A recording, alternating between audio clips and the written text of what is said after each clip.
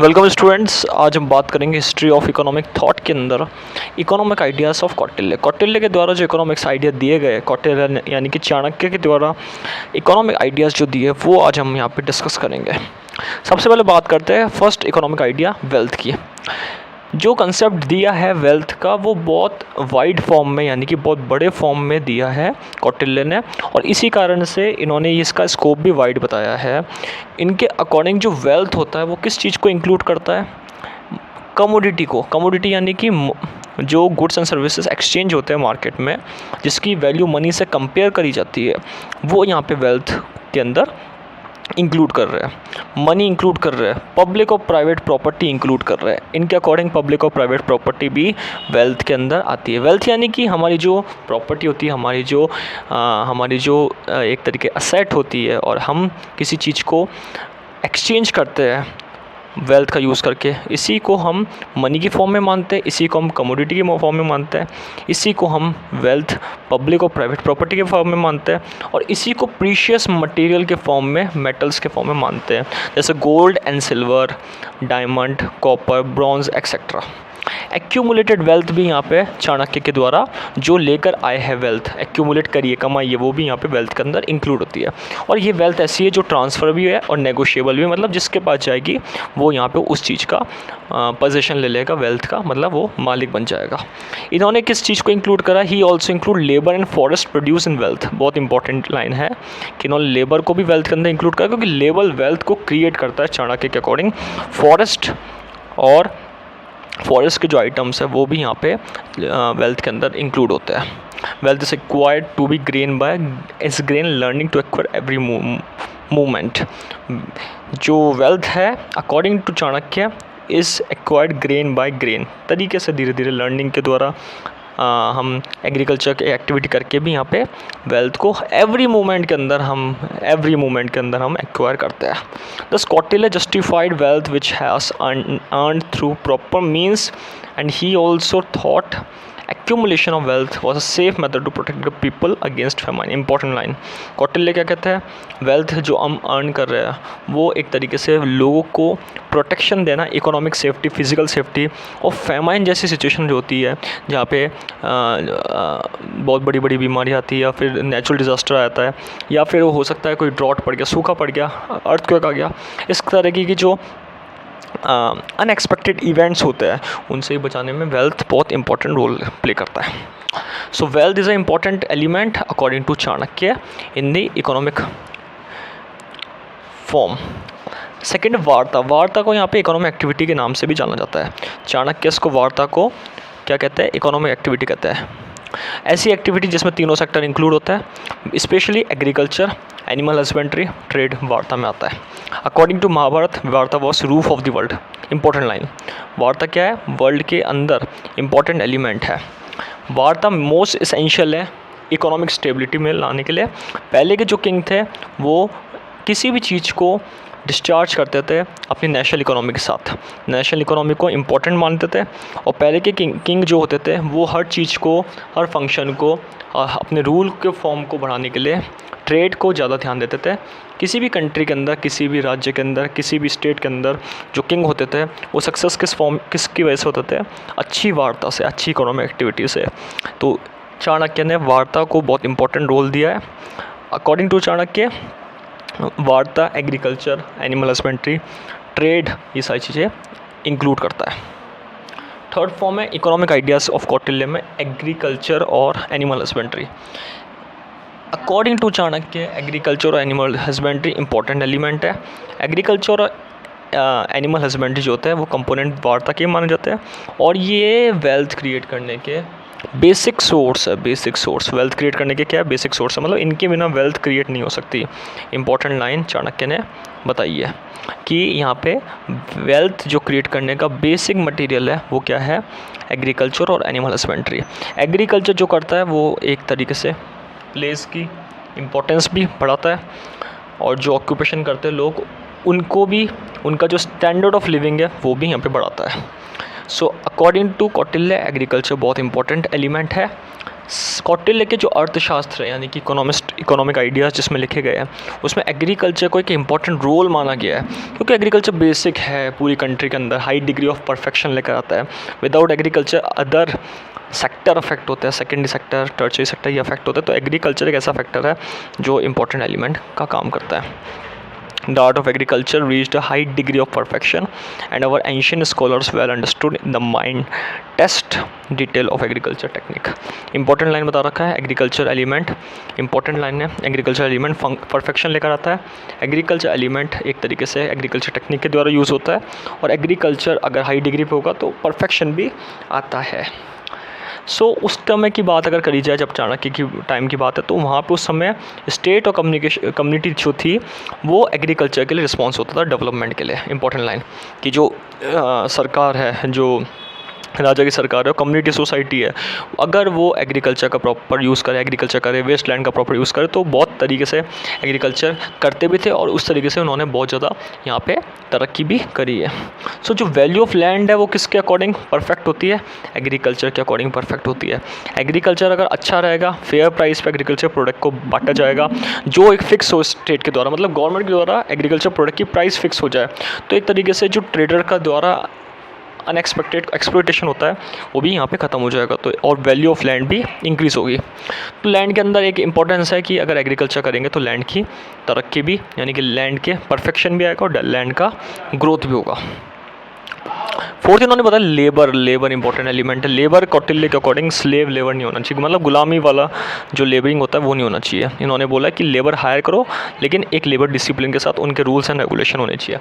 Slave labour नहीं होना चाहिए, लेबर ऐसा नहीं होना चाहिए जो अंडर आपके है लेकिन गुलामी करता हो आपकी सारी चीज़ें, मतलब एक तरीके से लेबर ऐसा नहीं होना चाहिए जिसको कुछ पे नहीं करते हो, वेजेस पे नहीं करते हो। लेबर का एक डिसिप्लिन होना चाहिए, लेबर का एक एक्ट होना चाहिए, लेबर का एक कानून होना चाहिए। अकॉर्डिंग टू कौटिल्य यहाँ पे स्लेव लेबर नहीं होनी चाहिए, इस चीज़ को रिकमेंड नहीं करता था ये। दूसरी बात क्या बता रखी है? For instance he suggested that wage worker who abandon his work before the term end expired was to pay the whole amount to stipulate wages to his employ and fine to the king. Important line, Kautilya के according क्या बता रखा है? कौटिल्य के according क्या बता रखा है कि अगर लेबर जो होगा एक तरीके से प्रॉपर काम कर रहा है और अगर उसको बीच में वो काम छोड़ जाता है तो उसको अमाउंट तो दो, लेकिन जो बीच में काम छोड़ के गया है उसका फ़ाइन भी वो किंग को भरेगा। एक तरीके से ये है कि लेबर को उसके जो टाइम पीरियड है, जो काम मिला है उस टाइम पीरियड का आपको काम करने का आप उसको वेजेस दो, लेकिन अगर वो काम बीच में छोड़ के चल जाता है तो उसको भी एक रूल बना दो कि वो फ़ाइन किंग को भरे। और दूसरी तरफ on the other hand, if an employ dismiss the workman who he had hired before the expiration of term agree upon, he must pay full amount of wages। Suppose करते कि एक king ने एक लैंड ओनर ने, employer ने यहाँ पे एक वर्कमैन को रखा और उसके लिए इतने टाइम जैसे 3 महीने का कॉन्ट्रैक्ट रखा और 3 महीने तक का उसको ये बोला कि 3 महीने का आपको पूरा अमाउंट दिया जाएगा, आपको काम करना है, और बिना किसी कारण के वो 3 महीने के पहले वो है ना उसको हटा देता है, तो यहाँ पे एम्प्लॉयर उसको पूरा पे करेगा, भले ही वो उसको बीच में हटा दे। क्योंकि यहाँ पे रीज़न क्या है? रीज़न ये है कि उसको जो वर्क है वो कॉन्ट्रैक्ट पूरे टाइम का था और टाइम से पहले उसको अगर हटा दिया जाता है तो उसको पूरा यहाँ पे करना ही पड़ेगा, भले आप उसको पहले हटा दो। उसके बाद बता रखा है कि फ़ाइन भी यहाँ पे किंग को भरना पड़ेगा अगर उसको वेजेस नहीं देता है तो। फिफ्थ पॉइंट है, इन्होंने ट्रेड के बारे में बताया। ट्रेड में इन्होंने बताया कि ट्रेड जो होती है उसका रेगुलेशन और डेवलपमेंट होना चाहिए, रूल्स एंड रेगुलेशन होने चाहिए। ट्रेड करो, लीगल ट्रेड करो, लीगल ट्रेड के पक्ष में थे, लीगल ट्रेड के फेवर में यहाँ पे कौटिल्य थे। कौटिल्य क्या बोलता है? लीगल ट्रेड होना चाहिए, गुड डील ऑफ अटेंशन होना चाहिए। ट्रेड की जो प्रॉब्लम है, regulation and development of trade है, वो अलग अलग टैक्सेस के द्वारा लिवाई होना चाहिए और यहाँ पे ट्रेड प्रॉपर तरीके से होना चाहिए, अलग अलग कमोडिटीज़ के ऊपर अलग अलग तरीके से ट्रेड होना चाहिए। He even advocated state trading in certain commodities through departmental agencies होनी चाहिए। Kautilya advised that state to build rest houses and store houses for the caravans of traders for whom police escort were recommended.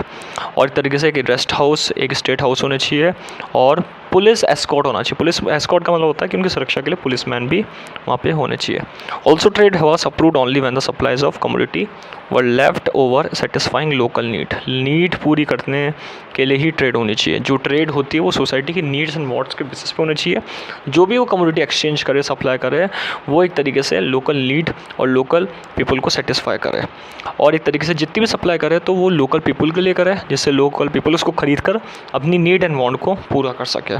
तो trade rules and regulation के द्वारा होना चाहिए, attention अच्छा होना चाहिए, डेवलपमेंट होना चाहिए, और जो ट्रेड एजेंसीज़ हैं उनकी सुरक्षा के लिए पुलिस का एस्कॉर्ट भी होना चाहिए। 6 पॉइंट इन्होंने बताया। Value, important line. वैल्यू मतलब किसी चीज़ की प्राइस, किसी चीज़ का एक मेज़रमेंट। एंशिएंट थिंकर जो होते थे वो आइडिया ऑफ वैल्यू को लेकर आए, और ऐसे आइडिया वैल्यू को लेकर आए जो मॉडर्न टाइम में भी एप्लीकेबल होते हैं। फ्री एंड फेयर वैल्यू होनी चाहिए किसी भी कमोडिटी की, according to time and according to place. कोई भी ऐसी वैल्यू नहीं होनी चाहिए जो इनकेपेबल हो एक्सचेंज करना, मतलब बहुत ज़्यादा वैल्यू भी नहीं होनी चाहिए और बहुत कम वैल्यू भी नहीं होनी चाहिए। इस तरीके से चाणक्य, कौटिल्य ने इस चीज़ को समझाया। So we should take the value of each commodity according to time and place. Important line, time and place के द्वारा होनी चाहिए। But there can be no value price of that which is incapable of being exchange. तो proper एक value होनी चाहिए exchange form में जो जुड़े। 7 पॉइंट इन्होंने बताया पॉपुलेशन का। पॉपुलेशन अगर प्रॉपर ग्रो रहेगी, लेकिन एक तरीके से क्वालिटी वाली पॉपुलेशन की बात करी इन्होंने। Population could not grow beyond reasonable limit owing to the high death rate due to constant war between small state and loss of the life due to inadequate medical facility. एक तरीके से population में सबसे बड़ा एक exception है कि population grow इसलिए नहीं होती कि हाई डेथ रेट उस टाइम पे ज़्यादा थी। उस टाइम पे फेमाइन वगैरह होते थे और मेडिकल फैसिलिटी अच्छी नहीं थी। स्मॉल स्टेट में वॉर होते थे, बहुत सारे लोग मारे जाते थे, लॉस ऑफ लाइफ, डिस्ट्रक्शन ज़्यादा होता था। तो कौटिल्य के द्वारा ये बताया गया कि जो किंग है वो अपनी कॉलोनी को एस्टेब्लिश करे, इमिग्रेशन को फैसिलिटेट करे, जिसको जहाँ रहना है उसको वहाँ पे इमिग्रेट कर दे, और स्लेव चीज़ को ख़त्म कर दे। स्लेव यानी कि गुलामी ख़त्म हो जाए। हर व्यक्ति का जो स्लेव है वो अपनी फैमिली के मेम्बर में हो, और जो जिसको वर्क करना है वो अकॉर्डिंग टू उसके नीड के अकॉर्डिंग वर्क कर सके। Slave was a heredity domestic servant who could not use his personal earning and could not own property. पहले ऐसा ही होता था कि स्लेवरी चलती थी, लोग गुलामी करते थे, डोमेस्टिक सर्वेंट का एक्सप्लॉयटेशन होता था, उनकी खुद की प्रॉपर्टी थी नहीं, उनका खुद का पर्सनल अर्निंग था नहीं। तो इस कारण से भी है ना बहुत सारे पॉपुलेशन अफेक्ट हुई है, और लॉस ऑफ लाइफ भी उनका बहुत सारा हुआ है। तो एक स्लेवरी वाला कंसेप्ट इन्होंने ख़त्म करने की बात कही है। तो हमने पढ़ा है पॉपुलेशन वाला पॉइंट जो इम्पोर्टेंट बताया गया। इसके बाद वेलफेयर स्टेट वाला पॉइंट आता है। वेलफेयर स्टेट का इन्होंने बताया कि वेलफेयर स्टेट होना चाहिए, इकोनॉमिक वेलफेयर के लिए रूल्स एंड रेगुलेशन सही होने चाहिए, और एक तरीके से agriculture, irrigation, mine, cattle welfare, ये सारी चीज़ें होनी चाहिए। मतलब जो भी स्टेट है उसमें इकोनॉमिक लाइफ का फुल्ली रेगुलेट और फुल्ली वेलफेयर होना चाहिए। यहाँ तक कि डोमेस्टिक जो एनिमल्स होते हैं उनका भी प्रॉपर्ली तरीके से सेल्फ सफिशिएंट होना चाहिए, उनको प्रॉपर्ली खाना मिलना चाहिए, उनको प्रॉपर्ली उनका रहना खाना सब सही होना चाहिए। According to him there are guiding principles for the state. First, the state should undertake those industry which help directly in making the nation self-sufficient and self-reliant. Important line बताइए कि ऐसा प्रिंसिपल होने चाहिए जो स्टेट को self sufficient और self reliant बनाए। Gold silver का एक्सचेंज होना चाहिए, आयरन मेटल का एक्सचेंज होना चाहिए, और इस फॉर्म में चार्ज होना चाहिए इनका। सेकेंडली, एक्टिविटी रिलेटेड जो फार्मिंग है वो भी अच्छी होनी चाहिए। स्पाइनिंग वाली एक्टिविटी, वीविंग वाली एक्टिविटी यानी कि सिलाई कढ़ाई, arts craft should be left to individual, उन चीज़ों को वापस से रिकॉग्नाइज करना। Finally, the state should see that activity relating to production, distribution and consumption carry out by efficiently in accordance to with the rules framed by it. इसी के द्वारा welfare state की जो थ्योरी आई, इसमें यह भी बताया चाणक्य ने कि स्टेट कैसे कैसे एक्टिविटी को बाद में डेवलप करता गया। कंजम्पशन बढ़ना चाहिए, डिस्ट्रीब्यूशन, प्रोडक्शन, अगर तीन चीज़ें सही तरीके से बढ़ेगी रूल्स एंड रेगुलेशन के अकॉर्डिंग, तो यहाँ पे स्टेट का प्रॉपर्ली डेवलपमेंट होगा। इस चीज़ को चाणक्य ने कहा है। मैन और वुमेन, संत यानी कि मॉन्क्स, सेजेस, संत और ये जो ऋषि मुनि है, लॉर्ड, किंग, इन सबको अपनी ड्यूटीज़ को पूरा करना चाहिए और ये लोग अपने अपने ऑब्जेक्टिव को टाइम टू टाइम पूरा करते रहे। इस चीज़ को के ऊपर भी कौटिल्य ने ध्यान देने की बात कही है। पब्लिक फाइनेंस में इंपॉर्टेंट एलिमेंट टैक्सेशन का बताया इन्होंने। टैक्सेशन सही तरीके से होना चाहिए। जो इंपॉर्टेंट सोर्सेस है गवर्नमेंट का और राजा का, इसको राजकर के नाम से भी पहले जाता था। राज कर यानी कि राजा को दिया जाने वाला कर, टैक्स, कर यानी कि टैक्स। जो भी रेट ऑफ टैक्स है वो हिंदू रिलीजन के अकॉर्डिंग डिटरमाइन होनी चाहिए, जो जो उनके लॉ में लिखा गया है। लैंड रेवेन्यू सबसे इंपॉर्टेंट है टैक्स का, ये बताया गया है। टैक्स सिस्टम ऐसा होना चाहिए जो पब्लिक के ऊपर बर्डन नहीं डाले। पहले ब्रिटिशर्स के टाइम पे एक्सप्लोटेशन होता था, टैक्स के माध्यम से टैक्स ज़्यादा लेते थे, इनकम कम थी, तो ऐसा नहीं होना चाहिए। टैक्स उसी तरीके से होना चाहिए जो पब्लिक के ऊपर बर्डन नहीं डाले। Tax for remuneration for the service render by the king as a public functionary providing internal security. एक तरीके से टैक्स ऐसा होना चाहिए जो बजट को ख़त्म नहीं करे, सिक्योरिटी को लेकर आए और यहाँ पे बजट को मेंटेन करे, सरप्लस में लेकर आए। He divided income from taxes into following three kinds. 3 kind में इन्होंने इनकम को बांट रखा है टैक्स में। ऐसी इनकम के ऊपर टैक्स लेना है जिनके ऊपर कमोडिटीज़ प्रोड्यूस की जाती है, जैसे हमारी कंट्री में भी GST पे गुड्स एंड सर्विसेज टैक्स लेते हैं। गुड्स बनते हैं, सर्विसेज दी जाती है, उन पर टैक्स लेते हैं, तो उसके लिए चाणक्य ने फेवर करा है। Income from commodity produce in capital, जो कि हम कैपिटल लगा रहे हैं, बिजनेस से इनकम क्रिएट कर रहे हैं, वो चीज़ के ऊपर कैपिटल फॉर्मेशन के ऊपर टैक्स होना चाहिए। और तीसरा टैक्स इन्होंने किसके कहने की बात कही है? तीसरा टैक्स इन्होंने इंपोर्ट और एक्सपोर्ट के ऊपर लगाने की बात कही कि इंपोर्ट और एक्सपोर्ट पे टैक्स होना चाहिए। तो 3 चीज़ों पे इन्होंने टैक्सेस की बात कही है। तो फर्स्ट इन्होंने बताया income from tax on commodity produce in the country, second इन्होंने बताया income from tax on the commodity produce in the capital, और थर्ड इन्होंने बताया income from tax impose on export and import. इन 3 चीज़ों पे टैक्स इंपॉर्टेंट रूप से लिया जाना चाहिए गवर्नमेंट के द्वारा या स्टेट के द्वारा। इसके बाद इन्होंने 11 पॉइंट बताया टाउन प्लानिंग और सोशल सिक्योरिटी होनी चाहिए। यहाँ पे टाउन प्लानिंग यानी कि एक तरीके से स्टेट मैनेजमेंट, सिटी मैनेजमेंट होना चाहिए, सोशल सिक्योरिटी होनी चाहिए, मेन रोड बनाना, रीओरिएंटेशन करना, उनको स्ट्रीट्स को बनाना, सब डिवीज़न करना, इन्होंने ये चीज़ के ऊपर बात करी है। इसके ऊपर इन्होंने बताया विलेजेस जो होते हैं उनके ग्रुप बने होने चाहिए, इकोनॉमिक नेसेसिटीज़ जो है विलेजेस की वो पूरी होनी चाहिए, और नेशनल डिफेंस के ऊपर भी तरीके से सिक्योरिटी होनी चाहिए। यानी नेशनल डिफेंस, इकोनॉमिक नेसेसिटीज़ को पूरा करना, विलेजर्स के नीड को पूरा करना, विलेज में जो कमी है वो भी ख़त्म करना। इस चीज़ को कौटिल्य ने एक इम्पोर्टेंस देने की बात कही गई। Kautilya believe date prime duty of the state was setup charitable institution, very important line.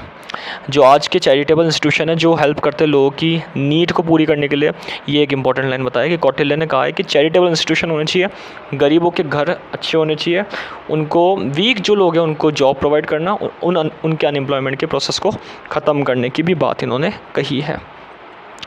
Private property को लेकर इन्होंने बहुत बड़ा एक इम्पॉर्टेंट दिया है कि प्राइवेट प्रॉपर्टी जो होनी चाहिए बोथ मूवेबल और इमूवेबल, वो ट्रांसफरेबल और सेलिएबल होने चाहिए, यानी कि उस पर सबका राइट होना चाहिए। जो व्यक्ति उसका अधिकार रखता है वो इजीली सेल कर सके और ट्रांसफ़र कर सकते हैं। इन्होंने एंशिएंट लॉ बुक के ऊपर भी बात करी है और प्रॉपर्टी के बारे में बताया कि प्रॉपर्टी के अलग अलग सोर्सेस कौन कौन से, जैसे gift, conquest, inheritance, partition, purchase, gain, agriculture, trades, discovery, seizure, ये सारी चीज़ें बताइए। जो गिफ्ट आई हमारे पास में, जो हमारे पास विरासत में मिली है, जो चीज़ें जो पार्टीशन के फॉर्म में मिली है, जो हमने परचेज़ करी, जो हमने एग्रीकल्चर में गेन करा है, फ़ायदा उठाया, ट्रेड, डिस्कवरी, जो हमने सीज़ करा है, कब्जा करके रखा, वो सारी चीज़ें यहाँ पे प्रॉपर्टी के अंदर इंक्लूड कर रखी है। तो चाणक्य ने प्रॉपर्टी के बारे में ये बताया कि मूवेबल या इमूवेबल प्रॉपर्टी है, उस पर जिसका राइट है वो सेलेबल और ट्रांसफरेबल कर सके, ऐसा राइट होना चाहिए। जस्टिफिकेशन ऑफ इंटरेस्ट, इंटरेस्ट का मतलब यह बता रखा है कि किसी भी चीज़ पे आप इंटरेस्ट गेन करो, मॉर्गेज प्रॉपर्टी पे कभी भी इंटरेस्ट होना नहीं चाहिए। इंपॉर्टेंट बात बता रखी है कि no interest was allowed on the mortgage property, जो मॉर्गेज रखी गई है किसी चीज़ को देकर उस पर इंटरेस्ट नहीं होना चाहिए। इंटरेस्ट होना चाहिए लेकिन क्लास टू क्लास चेंज होना चाहिए। इंटरेस्ट जो मनी बोरो कर रहा है उस पर अलग होना चाहिए, इकोनॉमिक रिसोर्सेज पर अलग होना चाहिए। और एक इन्होंने बताया कि इंटरेस्ट जो है वो प्रॉफिट का पार्ट है। अगर लोन और काइंड के फॉर्म में दे रहे हैं या मनी दे रहे हैं काइंड के अंदर, तो आधे से ज़्यादा मतलब उसके आधे अमाउंट से ज़्यादा इंटरेस्ट नहीं होना चाहिए। मतलब जितना पैसा आपने लोन पे दिया उस या जितना पैसा आपने बोरो करा उसका आधा अमाउंट से ज़्यादा, मैक्सिमम आधा अमाउंट से ज़्यादा, मैक्सिमम आधा अमाउंट तक यहाँ पे इंटरेस्ट होना चाहिए, इससे ज़्यादा इंटरेस्ट नहीं होना चाहिए। ये मैक्सिमम इन्होंने बताया है, क्योंकि इंटरेस्ट एक प्रॉफिट का पार्ट है, बट लोन के अमाउंट से जो इंटरेस्ट क्रिएट हो रहा है वो लोन का आधे अमाउंट से ज़्यादा नहीं होना चाहिए। 14 पॉइंट में इन्होंने बताया, 14 जो पॉइंट है कंजम्पशन प्रोडक्शन, इस पॉइंट में इन्होंने बताया, वैसे 13 पॉइंट है, नंबरिंग यहाँ पे गलत हो गई है। तो कंजम्पशन प्रोडक्शन के ऊपर इन्होंने बताया कि कंजम्पशन जो होना चाहिए वो 4 चीज़ों को पूरा करने के लिए होना चाहिए, 4 चीज़ों का होना चाहिए, धर्म अर्थ काम मोक्ष। इन 4 एक्टिविटी जो वेदों में कही गई है उनके अकॉर्डिंग होनी चाहिए। लैंड लेबर कैपिटल ऑर्गेनाइजेशन, ये सारी चीज़ें तरीके से होनी चाहिए, इनका एक ऑर्डर होना चाहिए। और इन्होंने क्या बताया कि मेन जो सोर्स है वेल्थ का, लैंड, उसका प्रॉपर यूज़ होना चाहिए, जिस पे कंजम्पशन भी हो, फैमिली का भी नीड पूरी हो और प्रोडक्शन भी तरीके से हो। Ancient writers believed that the accumulated wealth earned through hard labor was sufficient for man's life. High rate of interest prevailed in the economy was due to shortage of private capital. तो एक तरीके से यहाँ पे ये बता रखा है कि लेबरिंग अच्छी होनी चाहिए लैंड के ऊपर, जो एग्रीकल्चर लैंड होता है, और जितनी अच्छी लेबरिंग होगी, जितनी अच्छी कैपिटल लगाएंगे, उतनी तरीके से इकोनॉमिक बढ़ेगा। तो इन्होंने एक तरीके से बताया है कि इकोनॉमी बढ़ाने का सोर्स क्या है, इकोनॉमिक आइडियाज़ दिए हैं कौटिल्य ने, और बहुत सारे ऐसे 14 आइडियाज़ दिए हैं। हमने 13 कवर करे, एक पॉइंट हमने कवर नहीं करा, लगभग हमने 13 पॉइंट यहाँ पे कवर करे। तो 13 पॉइंट के अंदर फर्स्ट हमने पढ़ा वेल्थ, सेकंड पॉइंट हमने पढ़ा यहाँ पे वार्ता, थर्ड पॉइंट हमने पढ़ा एग्रीकल्चर, फोर्थ पॉइंट हमने पढ़ा यहाँ पे labour, fifth point trade, 6 point value, 7 population, 8th welfare state, 9 हमने पढ़ा पब्लिक फाइनेंस, और फिर town planning and social security.